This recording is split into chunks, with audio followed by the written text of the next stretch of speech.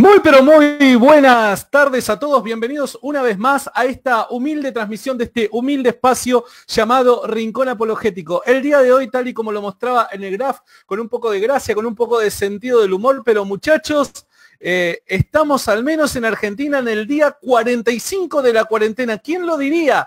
Remontándonos quizás a esta misma época del año, el año pasado, si alguien nos la hubiera contado, hubiéramos dicho de qué película de Marvel salió, quizás de qué película, de qué guión de Steven Spielberg ha salido tal historia, pero no, no es así, sino que esto es lo que está ocurriendo hoy, año 2020, día 45 de la cuarentena. Pero bueno, a ver, Dios es bueno, nos ha provisto de todos estos recursos como para poder seguir interactuando con ustedes, y no solamente interactuando para que juntos podamos hacer esta cuarentena algo más leve, ¿no es cierto? Sino también para poder instruirnos. Y guarda el tema que tenemos hoy. El tema que tenemos hoy es buenísimo, la apologética en la iglesia local. Hoy vamos a hablar de la relación entre la apologética y la iglesia local. Y a algunos les podrá sonar como, pero ¿no es algo obvio? Bueno, resulta ser de que, y obviamente tengo del otro lado a alguien que de verdad sabe, pero desde mi humilde impresión, parece ser que la apologética ocupa nada más que un rol de eventos de vez en cuando en alguna que otra iglesia, ¿no es cierto? Y parece que no termina de ser algo práctico ni en los cristianos ni en lo cotidiano de la vida de la iglesia local. Entonces me gustaría poder charlar este tema con alguien que no solamente es un apologista, sino también es un pastor cristiano. Por eso les quiero invitar a todos los que están conectados del otro lado para que se puedan conectar, nos puedan decir de dónde son, qué es lo que están haciendo, y que nos puedan dejar a su vez también todas las preguntas que tengan, obviamente referidas a este tema, ¿se entiende? Referidas a este tema, porque si no seguramente no podríamos dejar partir a nuestro invitado con la cantidad de dudas que hay muchas veces en las redes sociales. Sin más, me gustaría darle la bienvenida a alguien que yo de verdad aprecio mucho. Dios me ha concedido la oportunidad de poder conocerlo, y la verdad que hemos vivido, yo desde mi parte, ¿no es cierto? He vivido junto a él y junto a otros amigos más momentos inolvidables allá en República Dominicana. Así que le quiero dar la bienvenida una vez más al apologista y pastor Juan Valdés. Juan, ¿qué tal? Bienvenido nuevamente a Rincón Apologético. Súper contento, Santi, de estar con ustedes en esta tarde. Perfecto, ahí hubo un poquito de delay. A ver ahora, si me habla, a ver. Súper contento de estar con ustedes esta tarde. ¿Me escuchas? Bien. Buenísimo, buenísimo. Solo tenemos un poquito de delay, pero es solamente llevarlo con un poquito de paciencia. Juan, muchísimas gracias de verdad por este tiempo que nos estás dando. De verdad, sabe que lo aprecio mucho, de verdad. Y nada, poder contar con usted para tratar este tema para mí es algo súper especial. Gracias, Santi, por invitarme. Me encanta lo que estás haciendo en Buenos Aires, y como el mundo entero se está conectando y entendiendo lo que es apologética, a través del ministerio tuyo. Así que sigue para adelante, te apoyamos siempre en lo que estás haciendo. Muchísimas gracias, gracias de verdad. Y bueno, a ver, para los que están conectados del otro lado, hoy vamos a tratar de hablar de esta relación. Juan, a ver, me parece a mí, ¿no es cierto? Hoy siglo XXI, teniendo ya casi 2000 años la iglesia en la tierra, ¿no? Estar hablando de la relación entre la disciplina de la apologética y los cristianos o la iglesia local parece no ser algo que quizás los primeros cristianos, aquellos primeros apologistas, se hayan imaginado que cercano a los 2000 años después todavía habría esta especie de ¿cómo decirlo?, de dudas con respecto a esta disciplina. ¿O me parece a mí, Juan? No, tienes toda la razón, Santi. Cuando la apologética nace en la historia de la iglesia, nace por necesidad, nace porque hay una persecución viva, porque están matando a los cristianos, los están incinerando, los están quemando vivos. Nerón le pedía a un cristiano que defendiera su postura, y si no le satisfacía la respuesta, lo colgaba y en la hoguera en el jardín de él, y se paseaba en su caballo mirando a los cristianos quemándose vivos en el jardín. O sea, tenían que defenderse o tenían que defenderse. Lo que ha cambiado es que hoy en día la persecución es diferente. La persecución es académica, intelectual, y la gran mayoría de los cristianos lamentablemente no estamos en esos círculos, ni nos enteramos que hay una persecución. Pero los pastores sí lo vemos, obviamente. Entiendo y tiene toda la razón, ¿no? Y al inicio de esta conversación decía algo que me resulta bastante interesante, ¿no? El hecho de que podamos discutir con usted, a ver, cómo es, a ver, cómo decirlo, ¿no? No encuentro quizás las palabras correctas, pero digo, ¿cómo sería la forma correcta de poder aplicar esta disciplina a la vida de la iglesia local? Mi pregunta viene por este lado. ¿Usted, Juan, considera que lo mejor es hacer eventos esporádicos en una determinada iglesia o de alguna u otra manera implementar la disciplina a lo cotidiano y a los hábitos de la iglesia local? ¿Usted cómo lo ve a esto y cómo considera que Latinoamérica hoy está parada o círculos cristianos en Latinoamérica hoy están parados con respecto a este tema? Santi, veo un problema como apologista, quitándome el sombrero de pastor y poniéndome el sombrero de apologista. Veo un problema y es que las iglesias por lo generales no son intencionales a la hora de abarcar el tema de la apologética, sino que reaccionan. Algún joven de la iglesia se va al mundo, dice que es ateo, se lleva a un grupo, confunde a un grupo, se forma algún tipo de alboroto de índole apologético en la congregación y entonces para apagar el fuego hacen un evento apologético, traen a alguien que ayude a remediar la crisis. Claro. Es algo muy común. Muy pocos pastores le están dedicando el tiempo necesario a este tema. Ahora quitándome el sombrero de apologista y poniéndome de pastor. Yo entiendo, hay mucha necesidad en la iglesia de muchas cosas, no solo apologética. La iglesia necesita consejería, la iglesia necesita buen fundamento teológico en todas las escrituras, de portada a portada. La iglesia necesita mensajes expositivos claros de las escrituras. Entonces, el pastor tiene que balancear todo lo que es el contenido bíblico, los temas necesarios, los temas que apremian por cualquier crisis que está pasando, como la que estamos viviendo ahora del coronavirus. Entonces, sacar tiempo para la apologética, si no somos intencionales, la vamos dejando a un lado y nunca la tocamos. Entonces, obviamente eso no es lo que yo hago como pastor, pero no es lo único que hago como pastor. O sea, tampoco la iglesia es una reunión de apologistas. O sea, claro, tenemos que entender que tiene que haber un balance. La palabra es balance y lo que observamos es desbalance. Por eso creo que este programa es tan importante. Le agradezco mucho, Juan, por sus palabras y digo, no, recién hizo mención en el desarrollo de su respuesta a la situación que actualmente estamos viviendo. Y también dijo en otro momento que por lo general, como bueno, en la iglesia local, por ciertas circunstancias que pueden justificarlo, obviamente, hay veces de que la apologética termina siendo una disciplina reaccionaria, ¿no? Y no termina siendo algo habitual. Mi pregunta es la siguiente, Juan. ¿Usted cree de que la situación que hoy estamos atravesando, que después podemos discutir si es grave como se la presenta, si no, eso es otro tema de discusión, pero digo, una situación donde al parecer hay una pandemia, yo en otros programas decía, en mi vida nunca he experimentado algo parecido, me parece que en estas últimas décadas no ha ocurrido algo parecido de aislarnos, ¿no? De meternos dentro de nuestras casas, de estar con cierto temor, lo que puede llegar a pasar y demás, ¿no? Ante esta situación, ¿usted cree de que la iglesia ha reaccionado, ha quizás tenido esta necesidad de involucrarse en la apologética, de involucrarse en las respuestas, en las posibles respuestas? ¿Cómo usted lo ve a esto? Yo he visto dos frentes que se han surgido por causa del coronavirus. Uno es el tema de la ciencia y la fe que surge. El gobernador de la ciudad de Nueva York hizo una proclamación o hizo una declaración que la victoria que habían tenido ellos sobre el coronavirus no la había hecho Dios. Claro. No era Dios el que le había dado la victoria, sino que lo había logrado los trabajadores, los empleados, la gente. Entonces, lo que trae a la mente de cualquier creyente, la primera reacción es, pero ¿cómo se le ocurre? ¿Cómo se le ocurre sacar a Dios del panorama?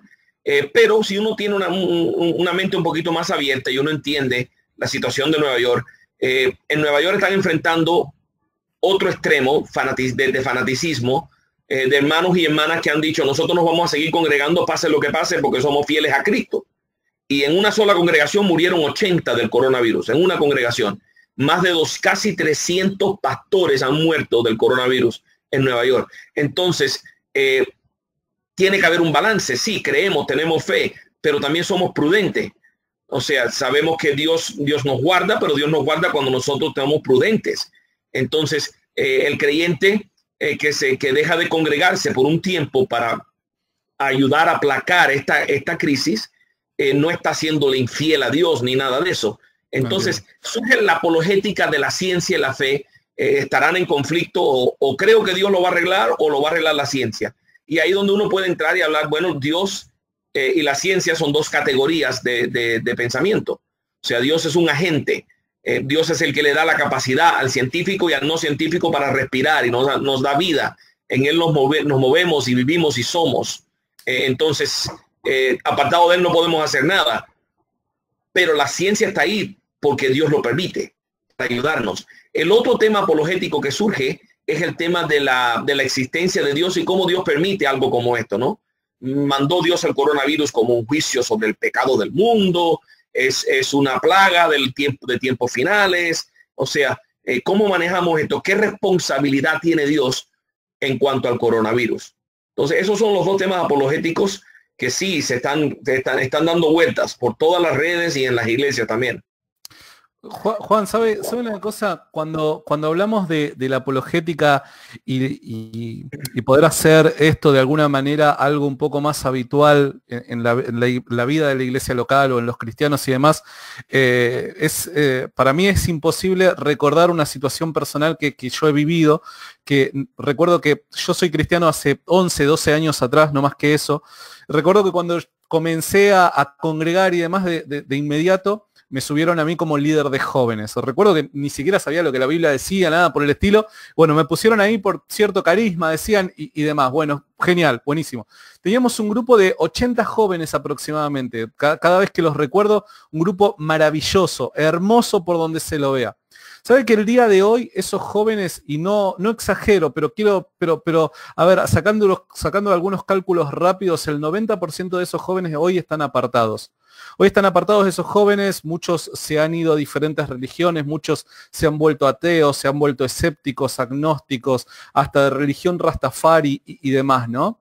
Y obviamente uno cada vez que tiene la oportunidad de cruzarse con alguno de esos jóvenes, aparte de sentir esa culpa de decir, che, la verdad es que hice las cosas mal, también se pone a pensar y a meditar en el mundo que hoy nos rodea, ¿no? En el mundo en el que estamos. Y los jóvenes, hoy, ¿cómo los pastoreamos? Ahí es en donde me surge la duda, Juan. ¿Qué tan importante es la disciplina dentro de la iglesia local? Y yo no sé si a usted en su vida, ya sea que tiene la posibilidad de poder lidiar con estas dos disciplinas, ¿no? Con estas dos tareas, mejor dicho, que es la pastoral y la de apologista. Si usted ha vivido alguna circunstancia por el estilo donde ha visto personas que se han volcado al escepticismo y demás, y que quizás eso a uno lo hace replantear y decir, che, si yo le hubiera otorgado estas herramientas o si hubiéramos hecho las cosas diferentes, probablemente o quizás, vaya a saber, solo Dios sabe, las cosas hubieran sido distintas. Claro que sí. No hay un lugar, Santiago, donde yo visite en todo Latinoamérica y en los Estados Unidos, en toda la ciudad de los Estados Unidos que yo me he permitido ministrar.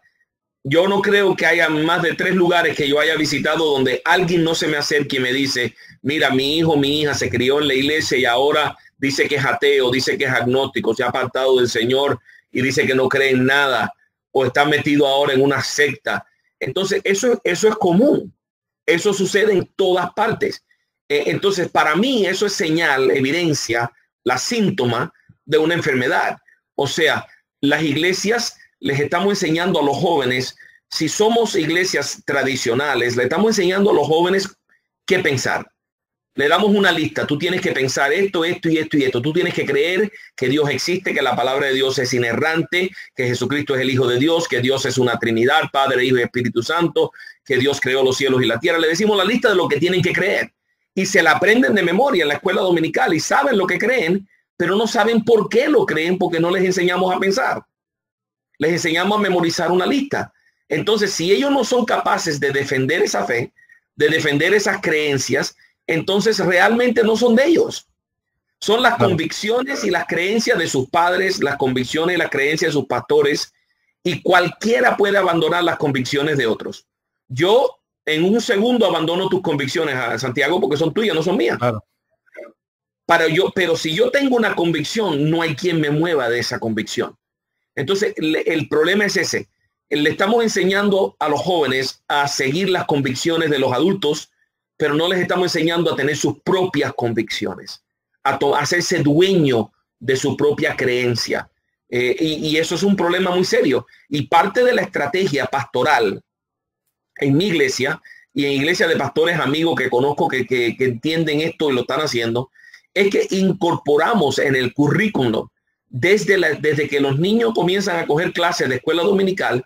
Nosotros les empezamos a enseñar apologética en unidades, en módulos. No es lo único que le enseñamos, pero hay un módulo cada cierto tiempo periódico. Somos intencionales y la idea es llevar al niño, a la niña, al muchacho, al joven a confrontar lo que cree y por qué lo cree, para que entonces cuando se pregunte ¿y por qué yo digo que Dios existe? ¿Y cómo sé yo que Dios existe? Claro. Porque mi mamá lo dice, porque mi mamá lo dice, porque mi papá lo dice. Eso no, no vale. Eso lo abandonas así. Entonces tenemos que ser intencionales, confrontarlo, dejar a los jóvenes pensar en estas preguntas y buscar la evidencia y mostrarle, mira, esta es la razón por la cual tú puedes creer y estar convencido, tener convicción de que Dios existe. ¿Sabe, Juan, de que a medida que iba desarrollando su respuesta, digo, qué interesante que es esto, ¿no? Porque, a ver si, yo no sé, obviamente, si usted cree esto mismo que voy a decir, pero he visto, tal cual como usted dice, de que muchas iglesias, incluida la nuestra, hasta que gracias a Dios pudimos tratar de ir dando vuelta a ciertas cosas, ¿no es cierto? Hoy estamos tratando de hacer las cosas mejor y demás, pero a ver, es muy común en la mayor parte de las iglesias, por lo menos de esta parte del mundo, de Latinoamérica, que se les transmita ciertas convicciones personales del predicador y que esa gente es como que camine por la fe de otro, tal y como usted lo dijo, ¿no? Pero cuando hablamos de invitarlos a hacer una crítica de lo que ellos mismos creen e invitarlos también a quizás a pensar o reflexionar por sí mismos, parece ser esto una disciplina que muchos dentro de la iglesia no la tienen muy presente. ¿A qué quiero llegar? Le puedo dar un ejemplo así que me viene a la cabeza rápido. Muchos hermanos de muchos años ya caminando en el Señor y demás pueden recordar muchas cosas de la Biblia, historias de la Biblia, enseñanzas de la Biblia, pero no muchos pueden formar sus propias ideas reflexivas sobre esas mismas ideas, sino que hay veces de que repetimos como loros ciertas interpretaciones, ciertas ideas que tenemos sobre ciertas historias o cosas por el estilo. Y ojo, yo no estoy haciendo una apología de, bueno, traigamos nuevas ideas, no, bajo ningún punto de vista. Lo que quiero decir es que hay veces de que no formamos nuestras propias ideas. Ahora, mi pregunta es la siguiente, Juan, y con todo el respeto a nuestros hermanos cristianos, del que yo soy parte también de ese error y estoy tratando también de dar vuelta el timón, por así decirlo, ¿no? Pero puede ser que dentro de las iglesias en Latinoamérica, en una gran parte, no le estemos enseñando a pensar en lo que creen a nuestros propios hermanos. No me cabe duda, eso precisamente es el problema. Les estamos diciendo qué pensar, no le estamos enseñando a pensar. Y me ha pasado ya un par de veces que cuando converso de esto con un pastor y estamos planificando un evento, me dice, no, los jóvenes míos están bien, los jóvenes míos saben lo que creen, ellos sí se pueden defender, ellos saben. Y mi pregunta siempre es, buenísimo, me alegra, pero ¿cómo qué le has enseñado? ¿Cuánta apologética le has dado? No, nosotros lo que le enseñamos es la Biblia, enseñándole la Biblia es lo único que necesitan. Ya ellos con la Biblia están, yo estoy seguro que se defienden sin problema ninguno, no necesitamos tanta apologética. Yo le digo, bueno, mire, vamos a hacer una prueba. Dame un taller de 1 hora con ellos. 1 hora dame con ellos. Yo voy a entrar y los primeros 15 minutos yo voy a ser un ateo.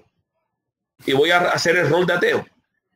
Y esos 15 minutos yo te aseguro a ti que por lo menos la mitad de tus jóvenes van a estar dudando su fe de tal manera que si ahí paramos, yo creo que no regresan a la iglesia. Entonces me da los otros 45 minutos para desempacar con ellos lo que hice, por qué reaccionaron como reaccionaron, para que se den cuenta que lo flojo que están en la defensa de su fe y los errores que cometió el ateo y que ellos no supieron ni que el ateo estaba cometiendo un error porque nunca lo habían escuchado en su vida. Entonces les empiezo a inculcar, mira, tu fe es racional. Tú puedes saber que lo que tú crees es verdad, pero tienes mucha tarea que hacer. Tienes que estudiar, tienes que meterte a aprender el por qué tu fe es racional. Entonces, esos ejercicios lo he hecho un par de veces. Y nunca el resultado es otro que el que te acabo de decir. Entiendo. Juan, usted es una persona que ha viajado por muchos países en el mundo, ¿no? Y por muchos en muchos en Latinoamérica. Mi pregunta es la siguiente, Juan. ¿Cree que nos hace falta a los cristianos empaparnos un poco más, quizás hasta de manera básica, pero en ciertos principios filosóficos, en la filosofía? ¿Le hace falta hoy, en el siglo XXI, al cristiano meterse un poco en las cuestiones filosóficas? Yo pienso que por lo menos, como mínimo, todo ser humano, cristiano y no cristiano, pero especialmente los cristianos, deben de tener una noción de lo que es la lógica y la argumentación.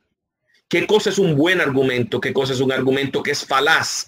¿Cuáles son las falacias comunes? ¿Cómo se presenta un argumento deductivo y tan poderoso que establece la veracidad de algo sin más allá sin lugar a duda? ¿Cuándo tenemos que usar un argumento inductivo? Identificar los argumentos inductivos, entender que un argumento inductivo es cierto solamente hasta en cierta medida, es probablemente cierto o probablemente incierto. Entonces, si no tenemos una noción básica de argumentación y lógica, caemos en los errores de los falsos maestros, caemos en los argumentos de los ateos, porque muchos de ellos son argumentos falaces. Pero si no sabemos que hay una falacia ahí de argumentación, nunca vamos a identificar el problema. Entonces, como mínimo necesitamos eso. Y para ser bien formado, yo pienso que los seminarios que preparan pastores y preparan maestros y ministros del evangelio deben de hacer un poco más. O sea, los estudiantes de seminario no deben graduarse sin lógica, por lo menos una introducción a la lógica y una introducción a la filosofía. Tener una idea de lo que es metafísica, lo que es ontología, lo que es epistemología. O sea, las preguntas grandes que cómo somos, quiénes somos, cómo aprendemos, cómo sabemos que algo es verídico, no. O sea, la ética, las preguntas de ética desde una perspectiva filosófica, una introducción a la filosofía. Porque el mundo en el que nosotros vivimos utiliza la filosofía como un arma en contra nuestra. Entiendo. Utiliza los argumentos falaces como un arma en contra nuestra. Y no es nada nuevo. No es nada nuevo. Pablo le tuvo que decir a los colosenses que tuvieran cuidado de quién. De una pila de gente que andaban usando la filosofía, falsa filosofía, para engañarlos. Y en Colosenses 2:8 le dice, ten cuidado de esa gente que usan la filosofía. Entonces, si tú no sabes, no tienes una base en ese tema, eres más vulnerable. Entonces son áreas donde podemos mejorar, pienso yo. Entiendo, Juan. Ahora, si usted me permite, ¿no? Yo le respondería de la manera en que muchas veces recibí ciertas respuestas y algunos hermanos que nos están viendo en directo quizás también opinan de la misma manera porque estoy viendo algunos comentarios, ¿no? Y diría, Juan, al fin y al cabo, lo que usted me está diciendo, ¿qué sentido tiene si en definitiva la gente se convierte por el poder de la predicación? El Espíritu Santo es el que convierte los corazones, y una persona que verdaderamente ha nacido de nuevo, la convicción que le trae el Espíritu Santo al nacer de nuevo no le va a permitir que se desvíe de su camino. ¿Qué sentido tiene todas estas cosas que usted me está diciendo entonces? Bueno, mire, yo no niego eso, obviamente. La fe viene por el oír la palabra de Dios, y la persona que nace de nuevo, o sea, es una persona que tiene plena convicción en su corazón de que Jesucristo es el Señor y le ha salvado de sus pecados y lo ha perdonado y su nombre está escrito en el libro de la vida. Y amén, aleluya y gloria a Dios, buenísimo. Pero el problema es que Dios nos manda a amarlo a Él no solamente con nuestro corazón. Dios nos manda a amarlo a Él con nuestra mente también. Entonces, para amar a Dios con la mente, no basta con pasar al frente y aceptar a Cristo como tu Salvador. Tienes que aprender, tienes que estudiar cómo es Dios, cómo es el mundo que Dios ha creado, para poder amarlo con tu mente, para entender la revelación que Él nos ha dado. Y Dios nos llama a presentar defensa. Es un mandamiento del mismo Dios que nos salva. El mismo Dios que te redime por el Espíritu Santo y te salva, te dice que tienes que estar preparado para presentar defensa ante todo el que demande razón de la esperanza que hay en nosotros. O sea, y hacerlo con mansedumbre y reverencia. Entonces, el asunto, vamos a poner a un lado que un creyente se aparte porque escuchó argumentos y fue persuadido. Vamos a poner eso a un lado por un momento. Necesitamos apologética aunque tú no te apartes. Porque el que no conoce a Cristo y tiene preguntas, quiere respuestas. ¿Y qué es lo que hace la apologética? Remueve los obstáculos para que una persona pueda aceptar a Cristo. Si una persona tú le estás hablando de Cristo y esa persona tiene hambre y sed de la verdad, pero no cree en los milagros, no se puede salvar. ¿Por qué? Porque para salvarse tiene que creer que Cristo resucitó de los muertos. Y ese es el milagro más grande que una persona tiene que creer. Entonces, primero el apologista tiene que hacerle entender que los milagros son posibles. Para que entonces decir, bueno, si los milagros son posibles, entonces la resurrección de Cristo es posible. Y yo puedo creer en la resurrección de Cristo. Y puedo confesarlo con mi boca y alcanzar esa salvación. Entonces, la apologética, como mínimo, es una herramienta que tenemos que tener en nuestro arsenal, porque Dios lo manda, primera de Pedro 3:15, y es útil, súper útil para persuadir a algunos a venir a los pies de Cristo. Igual entiendo que hay personas que no necesitan apologética para ser salvos.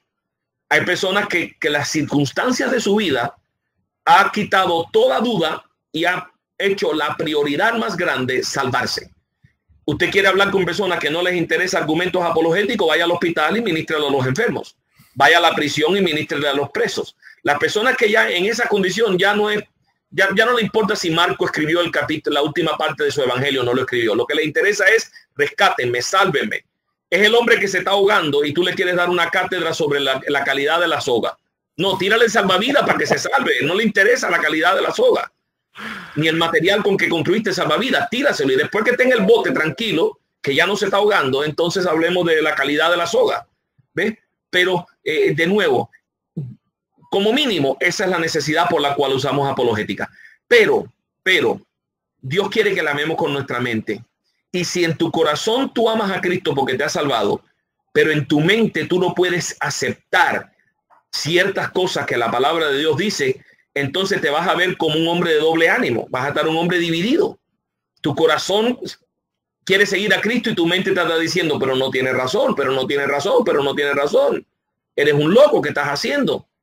Entonces, claro, esa batalla es tenaz, es terrible.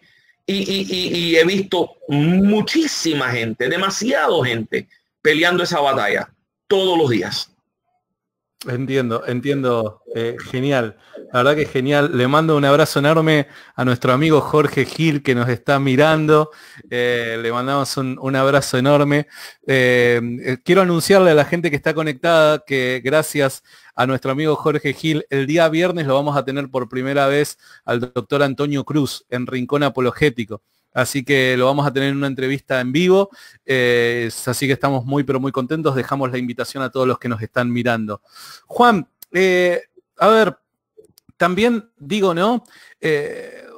Nosotros como Rincón Apologético, ¿no? Comenzamos hace muy poquitos años esta tarea en redes sociales y demás, y recuerdo que en redes sociales no era algo muy habitual encontrarte con material apologético. Habían algunas personas que obviamente ya venían trabajando y demás, pero no era algo tan habitual, ¿no es cierto? Yo recuerdo de que en el momento en donde necesitaba respuestas, cuando conocí a William Lane Craig, para mí era agua en medio del desierto, ¿se entiende? Porque no encontraba sinceramente espacios que trataran. Hoy, gracias a Dios, parecen haberse multiplicado y está buenísimo eso. Ahora, mi pregunta es la siguiente, Juan. ¿Usted cree que le falta recorrido, le falta camino todavía al apologista latino? Y lo pregunto en este sentido, porque veo que, y nosotros somos uno de ellos, veo que mucho material apologético es traducido, ya sea de Estados Unidos, ya sea de Europa, ¿no es cierto?, de apologistas que viven en una determinada sociedad. Pero acá en Latinoamérica nos encontramos con ciertos problemas que para muchos pueden llegar a ser menores, pueden llegar a ser hasta problemas que no necesitan no se le necesita, perdón, poner demasiada atención. Pero acá en Argentina nos encontramos acá en Latinoamérica nos encontramos con muchos problemas culturales en cuanto a tema de religión, ¿no es cierto? Acá en Argentina, en muchas partes de nuestro país se adora la Pachamama, en muchos otros lugares o muchas personas hoy están tomando por costumbre volcarse al umbandismo, que es una religión afroamericana, ¿no es cierto?, que proviene del Brasil y demás. Y hay veces que, vuelvo a repetir, muchos, yo veo que a esto lo toman como, bueno, temas menores, ¿no? Parece mucho más intelectual enfocarse en el ateísmo, enfocarse en el agnosticismo y demás, pero la persona real hoy se enfrenta con todo este tipo de creencia, la adivinación, la brujería, cosas por el estilo. Ahora, por eso yo le decía, si a su manera de ver, cree que al menos a nosotros como apologistas latinos, o yo por lo menos camino a, ¿no? Pero en Latinoamérica cree que nos falta recorrido, porque veo que todos estos temas de índole cultural regional muy pocas veces se trata. ¿Cómo lo ve a esto, Juan? ¿Vale la pena tratar estos temas? ¿Ve de que se está abordando correctamente? ¿Cuál es su visión al respecto? Yo creo que la iglesia ha hecho lo que ha podido hacer con los recursos que tiene a la mano. O sea, los apologistas americanos han escrito y europeos han escrito excelentes obras y estas se han traducido y son herramientas muy valiosas en la mano de cualquier creyente en cualquier parte del mundo que viva, porque tiene que ver con aspectos de la creación y aspectos de Dios y de la Biblia que son universales, que son trascendentes, pero donde veo el problema que tú mencionas, y es muy serio, es que falta siempre que el apologista local, el creyente local, sepa aplicar los principios que está aprendiendo a los contextos culturales locales. Porque no podemos pretender que un apologista de Carolina del Norte escriba un libro sobre cómo tratar con el Pachimama, dijiste, o Chachimanga, como dijiste, con ese mismo. O sea, no podemos esperar eso. O sea, no tiene ni remota idea. Pero también hay una distinción que hay que hacer. La apologética en sí se distingue un poquito de lo que llamamos la polémica. El campo de la polémica es el campo que trata más con las sectas y las falsas religiones y todas esas cosas, que es, si pudiéramos decir, es un subtema de la apologética, pero es una especialidad también. O sea, dedicarse a lo que es entender las desviaciones de la verdad, ya sea desviaciones mínimas o desviaciones masivas, que ya establecen nuevas religiones. Entonces, hay mucha necesidad de eso también. Y cambia de un lugar a otro. La apologética en los Estados Unidos se distingue de la apologética en Latinoamérica en un factor muy significante. Muy significante. Y es que la apologética en los Estados Unidos tiene todo que ver con el ateísmo, el ataque a la confiabilidad de las escrituras. Es una apologética muy académica en los Estados Unidos y es la necesidad, porque el frente de batalla es la universidad. Aquí, ese es el frente de batalla. Pero cuando vas a Latinoamérica, tienes ese frente de batalla, existe en Latinoamérica igual. Sí. Pero hay otro segundo frente de batalla que aquí no es tan fuerte. Y es lo que es el mundo religioso. Los jóvenes en Latinoamérica, en Buenos Aires y en Medellín y en Bogotá y en San José y en todas partes, los jóvenes universitarios necesitan esa apologética académica. Pero sus padres, los adultos, necesitan otro tipo de apologética. Y es cómo comparo el catolicismo con el cristianismo. Claro. ¿Qué hacemos con María? ¿Qué hacemos con María? ¿Qué hacemos con los ídolos? ¿Cómo es este asunto del rosario? Y orar y rezar, ¿no es la misma cosa? Y la Santa Cena no es lo que yo hago en la misa. O sea, hacer ese tipo de apologética o polémica, ese campo es muy necesario en Latinoamérica, porque en Latinoamérica casi en su totalidad tiene una influencia católica bien fuerte, y por lo tanto hay que tener una visión clara de dónde están las líneas y los parámetros, en qué somos similares y cuáles son las diferencias principales. Y no solo eso, en Latinoamérica estamos viendo un crecimiento grandísimo del Islam, del mormonismo, de los testigos de Jehová, y todos esos grupos hay que responderles, además de lo local que pueda surgir. Entonces, el enemigo, mire, el enemigo tiene tantos frentes de batalla contra nosotros que es difícil mantenerse al día, pero uno lo que tiene que conocer bien es la verdad. Cuando uno conoce bien la verdad, todo lo que no es verdad resalta. En los bancos te enseñan a estudiar el billete genuino para que cuando llegue el billete falso te das cuenta, ese no es genuino. Imagínense que le hicieran entender a los banqueros a estudiar todos los falsos. No, con la cantidad de variedad de billetes falsos que hay, nadie es experto. Pero tú lo que tienes que ser experto es el billete verdadero, que cuando tú toques algo que no es de verdad, te das cuenta enseguida que no lo es. Y eso es lo que tenemos que hacer.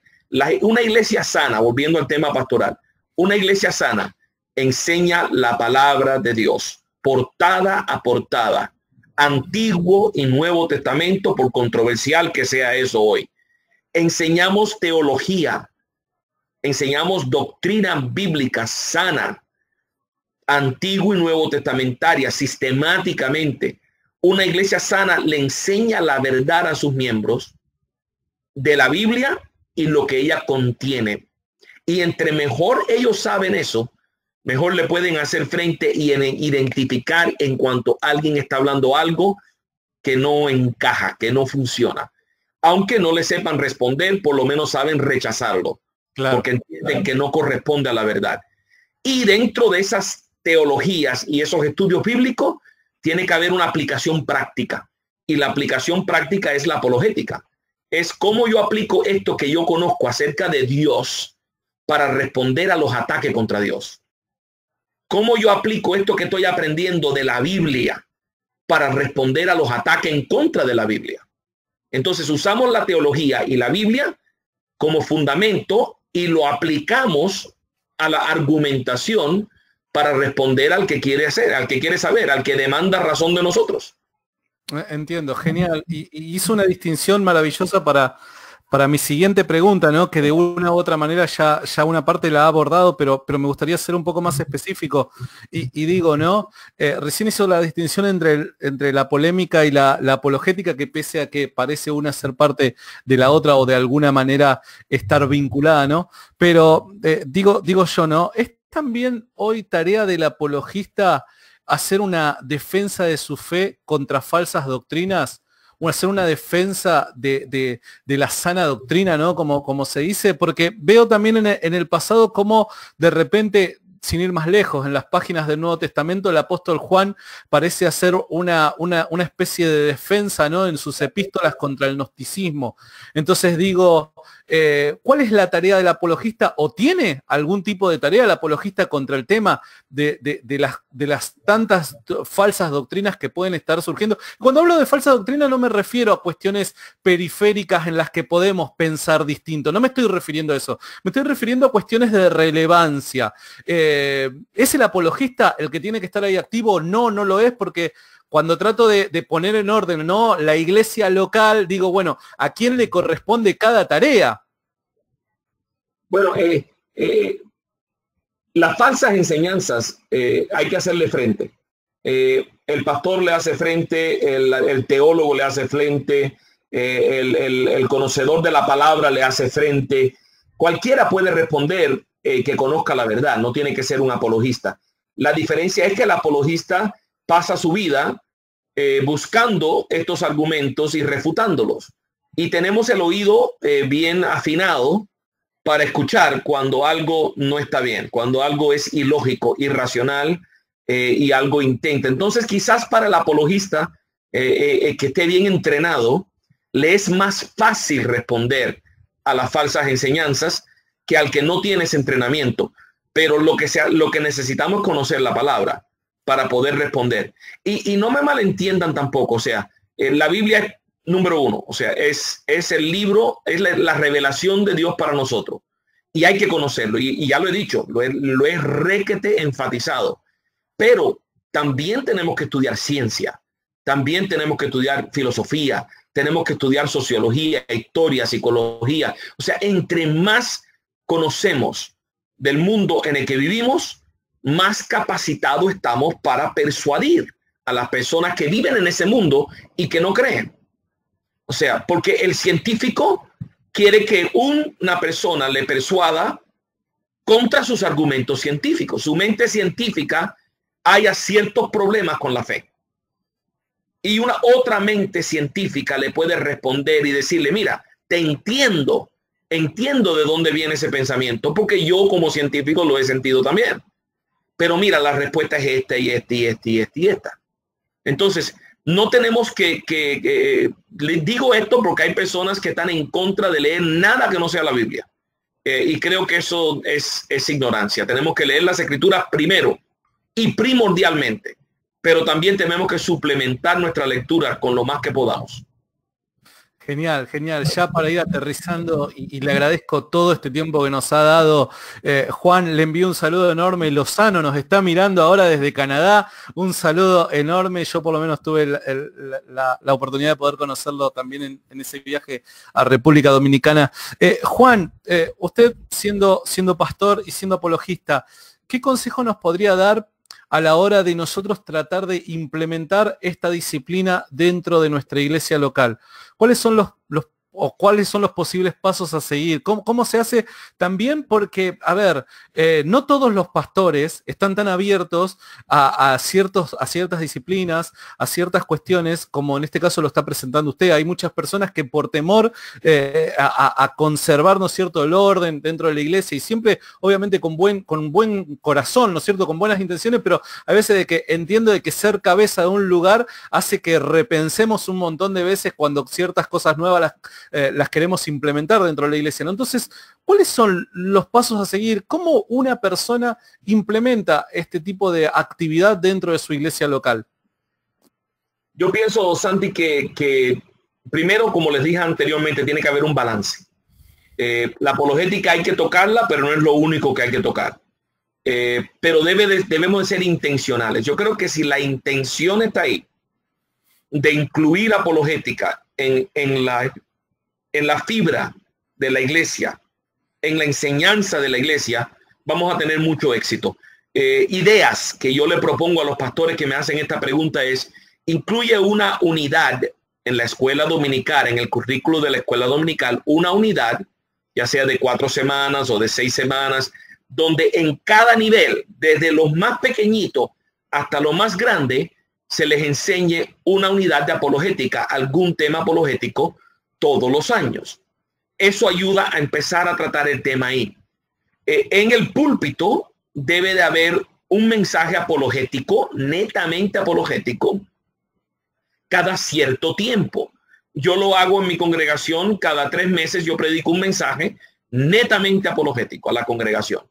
Pero eso no quiere decir que tengo que esperar 3 meses para hablar de apologética, sino cuando yo estoy predicando un pasaje y estamos estudiando el pasaje, gran parte del contenido bíblico contiene temas y situaciones donde tú puedes hacer un punto de aplicación apologético dentro de tu mensaje, aunque ese no sea el hilo central, el tema central. Incorporas apologética.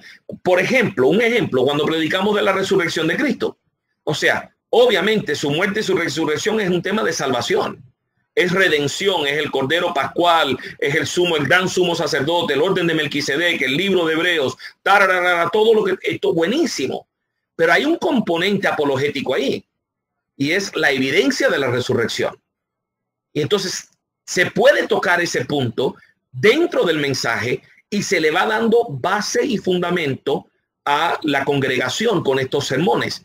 Y también eventos, se deben hacer eventos particularmente enfocados en los padres, para ayudar a los padres a saber responderle a sus hijos y educar a sus hijos en la apologética. Eventos para los jóvenes donde se traten los temas apologéticos que a ellos realmente le conciernen, que todos los días batallan en la escuela: la creación y la evolución, la ciencia y la fe, o sea, el ateísmo hasta cierto punto. Entonces, eventos guiados para ellos específicamente. Entonces, si uno es intencional, en cada año calendario de la iglesia, podemos tener eventos, podemos tener unidades de escuela dominical y podemos tener predicaciones salteadas. Y eso es suficiente para fortalecer las convicciones y la fe de los hermanos de una manera increíblemente poderosa. Y también debe de haber eventos o oportunidades para que las personas hagan preguntas. Claro. Y que se sientan libres para preguntar sin ser juzgado, especialmente los jóvenes. La iglesia tiene que ser un lugar donde el joven no tiene que tener temor de que lo regañen si hace una pregunta. Debe poder hacer la pregunta y se le debe responder. Excelente, excelente. Juan, lo molesto con la última pregunta y ya no lo voy a molestar más. Tanto a mí como a varias personas que estoy viendo en algunos comentarios nos ha llamado mucho la atención la mención que hizo, si no me equivoco, en el desarrollo de la primera o segunda respuesta, cuando habló de implementar de cierta manera la apologética hasta también en el material que se le proporciona a los niños, ¿no? En el colegio, no, perdón, en la iglesia. Ahora, digo, en un momento a mí me ha pasado, en mi iglesia local, que mis pastores se han acercado y me han dicho, me gustaría de que de una u otra manera podamos empezar a ver qué es lo que le podemos dar también a los niños y demás. Y sabe que hasta el día de hoy yo no encuentro una forma de poder canalizarlo a eso. No encuentro la manera, ¿no? ¿Usted podría darnos algunos tips de cómo encarar el tema de la apologética con los niños? También si conoce algún recurso en internet que uno pueda, porque conozco algún que otro libro en internet, pero están en inglés. Entonces, si nos pudiese orientar a aquellos que decimos, che, me gustaría empezar a trabajar desde pequeño a los niños, de alguna manera, no siempre leve y demás, pero de alguna manera en la apologética. ¿Usted qué nos podría decir? Bueno, varias cositas. Primero, existen algunos libros de apologética para niños, escritos para niños en español o traducido al español, que los proporciona Ministerio Respuestas en Génesis. Respuestas en Génesis tiene material currículo para niños desde los más pequeños en apologética por grado hasta que llegan a ser adultos. Y lo tienen en español. El énfasis principal es en creacionismo, pero tienen otros énfasis también y es bastante buen material. Pero independientemente de eso, se puede desarrollar un material para los niños que sea apropiado a ellos. Se puede hacer una unidad donde se toquen ciertas lecciones particulares que se prestan para enseñar apologética. Por ejemplo, el arca de Noé. Claro. Enseñarle al niño que no es el botecito, sino el tamaño del barco real, cómo los animales pudieron entrar, y eso se puede hacer con los niños más pequeñitos hasta los más grandecitos y a los jóvenes. Otra unidad que se presta para eso es tratar el tema de la resurrección de Cristo, como la evidencia que hay de la resurrección de Cristo. Se puede decir, bueno, vamos a hablar de Dios, la Biblia, y cuando hablamos de la Biblia podemos tomar el arca de Noé como un ejemplo, quizás alguna otra historia que se preste para aplicar la apologética, y se puede estudiar también Jesús, su muerte y su resurrección. Entonces, nada más que tocando esas doctrinas principales, pero desde la óptica de la apologética, se puede desarrollar un currículum y no es difícil. Lo que hay es que, obviamente, quien lo hace tiene que estudiar y hacer su tarea y prepararse bien para poder hacerlo. Entiendo. Pastor, le agradezco muchísimo por estos minutos que nos ha dado. De verdad, aprecio mucho haber tenido esta conversación con usted y sinceramente espero que se haya sentido cómodo. No, feliz de estar con ustedes y siempre que quieras que tengan el programa, buscaremos el tiempo para hacerlo. Creo que estás haciendo una tremenda labor, Santi. Estás cumpliendo, estás llenando un vacío que es muy grande que hace falta. Y es que Latinoamérica se le abran los ojos y los oídos para el tema de la apologética.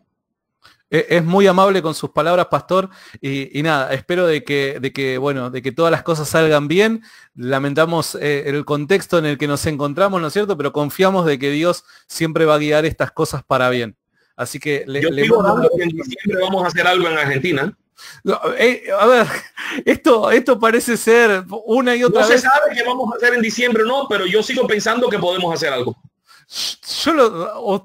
A ver, esto lo digo en público, pero también, o sea, esto sería para una charla en privado, ¿no? Pero mi corazón está a hacer algo.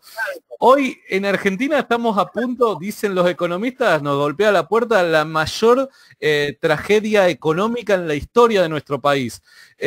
O sea, se hace un poco cuesta arriba, pero no hay nadie más dichoso de mí por poder hacer algo acá en nuestro país. A mí me encantaría recibirlos, a usted, a Jorge y a varios más, me encantaría de corazón. Es solamente encontrar la forma, nada más. Es así. Las repercusiones económicas de esto no sabemos todavía, pero van a ser devastadoras para el mundo entero, globalmente.